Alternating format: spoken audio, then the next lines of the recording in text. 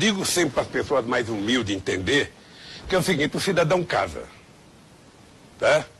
Aí a primeira crise de desemprego que ele tem, ao invés de procurar emprego, ao invés de fazer bico, ao invés de catar papel, ao invés de fazer qualquer coisa, ele fala para a mulher, moleque, vamos vender a geladeira. Aí vende a geladeira, dá por mês. No mês seguinte, moleque, vamos vender a televisão, vende a televisão mais um mês. No terceiro mês, moleque, vamos vender a cama, vende a cama. Chega um dia que não tem mais nada para vender, vai vender a alma ao diabo. Esse país não nasceu para ser uma republiqueta das bananas. Este país nasceu para ser um país líder de um bloco. É por isso que nós criamos a CELAC, a Unasul. É por isso que nós estávamos dando força e ajudamos a criar o BRICS. É por isso que a gente tinha o IBAS, que era Brasil, África do Sul e Índia. Por isso que a gente fez encontro com a África, com a América do Sul, fez encontro do Oriente Médio com a América do Sul, dos países árabes. Porque o Brasil tinha que disputar, ser, na verdade, protagonista. Não tem essa dos Estados Unidos ser maior do que nós, do que a China. Olha, Deus queira que eles continuem crescendo. Agora eu quero saber qual é o meu papel. Eu quero saber qual é o papel do Brasil na história.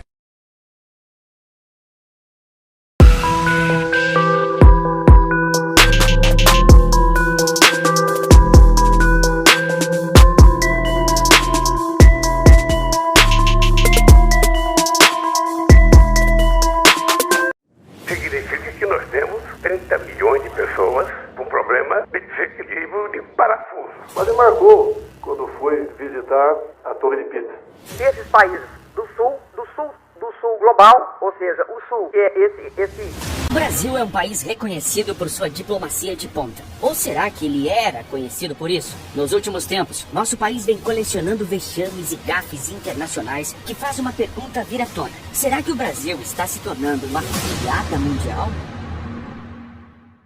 Todos os anos acontece a Assembleia Geral das Nações Unidas. Nessa ocasião, líderes e representantes de todos os países se reúnem, resolvendo desavenças e muitas vezes mostrando como o mundo globalizado está cada vez mais dividido. Todos os anos, o Brasil sempre tem imenso destaque na principal reunião da ONU. E não estou sendo clubista ao falar isso, mas apenas constatando o óbvio por uma simples razão. O Brasil sempre é o primeiro país a discursar na Assembleia Geral. Na última reunião, realizada em setembro, o presidente Luiz Inácio Lula da Silva foi quem fez isso. Assim como Jair Bolsonaro, Michel Temer, Dilma Rousseff, Fernando Henrique Cardoso e por aí vai. Você sabe me dizer por que temos tanto prestígio nesse evento? Por que somos os primeiros a discursar? O motivo é simples e um tanto simbólico. Sendo um dos membros fundadores da ONU, o Brasil teve destaque nos primeiros anos da organização, pois nenhum país queria ser o primeiro a falar na Assembleia. O Brasil então se voluntariava, tendo sido o primeiro orador em 1949, 1950 e 1951. Assim começou uma tradição, até hoje mantida, de o presidente brasileiro ser o primeiro a discursar. Outra explicação para o privilégio dado ao Brasil é o reconhecimento ao diplomata Oswaldo Aranha, que adquiriu destaque internacional ao presidir a primeira Assembleia da ONU. Mas o prestígio brasileiro vem sendo posto em xeque pelas ações de nossas autoridades. As polêmicas diplomáticas envolvendo o Brasil nos últimos tempos foram muitas e são, no mínimo, preocupantes para nossa imagem.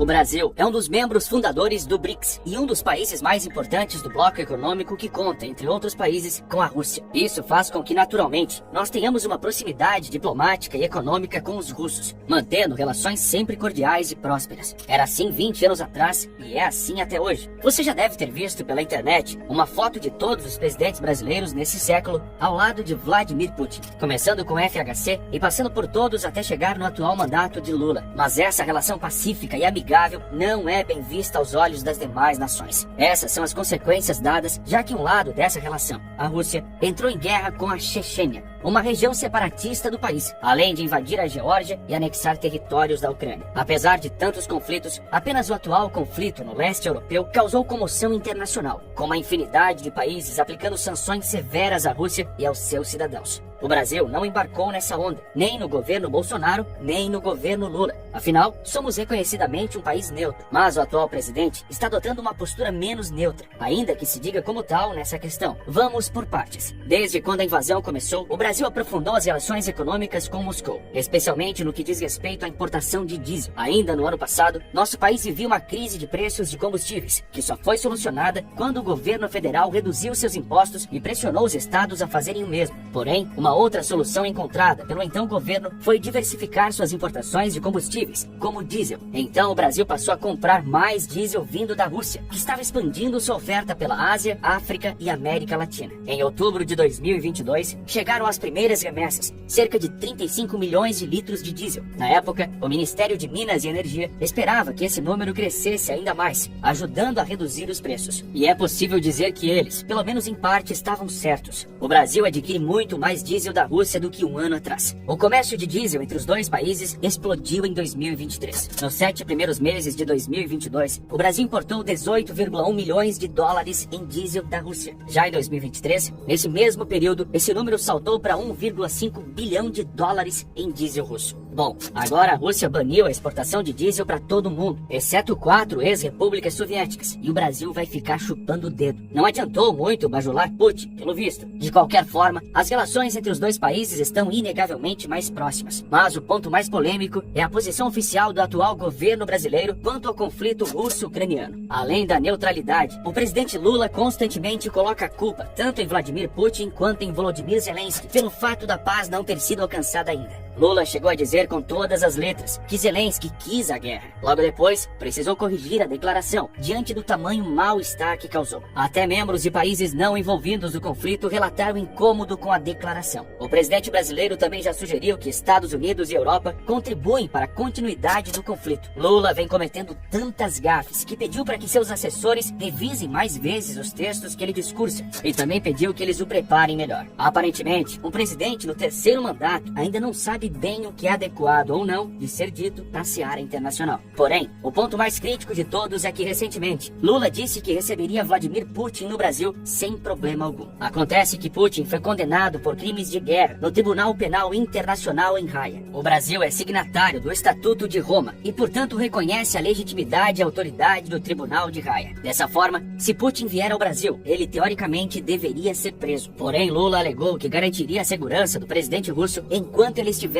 em solo brasileiro. Dias depois, o ministro da Justiça Flávio Dino afirmou que cogita rever a participação do Brasil no Estatuto de Roma. Para ele, o Tribunal de Haia é desequilibrado porque Estados Unidos, China e Rússia não participam dele. Esse foi um grande imbróglio que repercutiu internacionalmente e que, claro, desagradou os ucranianos. Evidentemente, é improvável que Putin de fato venha ao Brasil, pois ele já evitou comparecer a outros países aliados, como África do Sul e Índia. De qualquer forma, Lula se mostrou ao mundo um aliado muito próximo do presidente russo. Isso causou a ira do Ocidente e assim colocou mais lenha na fogueira das relações estremecidas entre Brasil e Europa.